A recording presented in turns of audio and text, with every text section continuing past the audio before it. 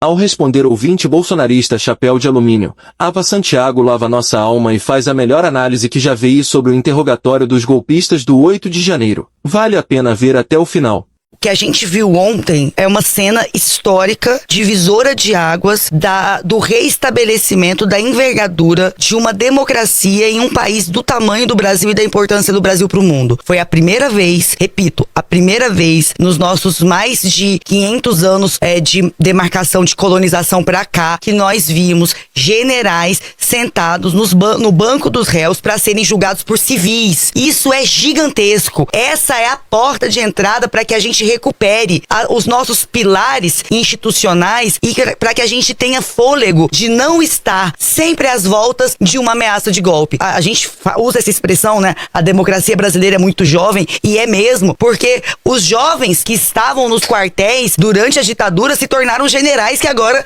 tentaram dar um golpe de Estado. Então sim, a democracia é muito jovem. A mesma geração que estava na várzea dos quartéis estava agora conspirando contra a democracia, porque a gente não conseguiu fazer, a gente não teve sequer justiça de transição, a gente nunca tinha mandado um general pro banco dos réus para ser julgado onde tem que ser julgado, pela justiça comum, pelo tribunal dos civis, porque a justiça brasileira é civil, militar, exército, forças armadas não são um quarto poder. É sempre bom repetir isso aqui, são burocracia de Estado, são cumpridores de ordem, não são guardiões da Constituição. Guardião da Constituição é o poder legislativo, o poder judiciário e o poder executivo. Os três poderes instituídos são os guardiões da Constituição. Forças armadas estão aí para cumprir ordens desses três poderes. Não são guardiões do artigo 142, que inclusive foi muito falado ontem. O ouvinte que no seu delírio, e eu não julgo porque houve um adoecimento coletivo de pessoas comuns. Houve um aparato gigantesco para adoecer pessoas verdadeiras, pessoas comuns,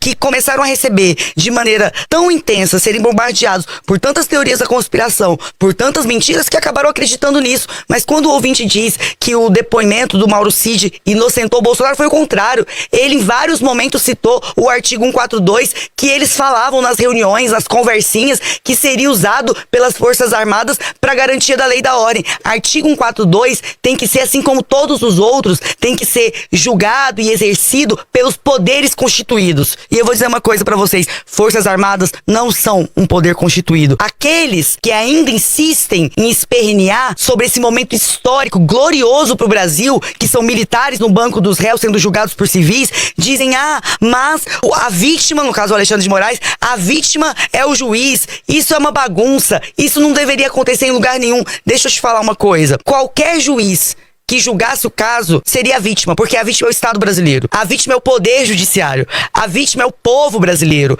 a vítima são milhões e milhões de brasileiros que estariam na ponta da faca, na mira da precarização, que seriam perseguidos se essas pessoas tivessem conseguido concluir o golpe delas. A vítima, assim como foi no golpe de 64, eles podem ter prendido, torturado e matado militantes políticos e jornalistas, mas a verdadeira vítima foram os milhões de brasileiros que ficaram sem reajuste do salário mínimo, que não tinham plano de saúde, que não tinham investimento em educação, que tiveram que, para camuflar o milagre econômico, tiveram os seus ganhos salariais derretendo. Essas são as verdadeiras vítimas, e seriam novamente, as vítimas seriam as nossas mães, os nossos filhos, em um regime de exceção de quem a gente não pode esperar nada do Estado brasileiro. As verdadeiras vítimas eram cada mulher e homem desse país que estariam debaixo de uma ditadura que historicamente só empobrece, persegue, humilha e mata os seus compatriotas. Então, o Alexandre de Moraes pode até personificar em seu nome essas ameaças, mas ele não é a vítima. Não há juiz neste país que poderia julgar o caso sem ser considerado vítima, porque a vítima são as instituições. Então,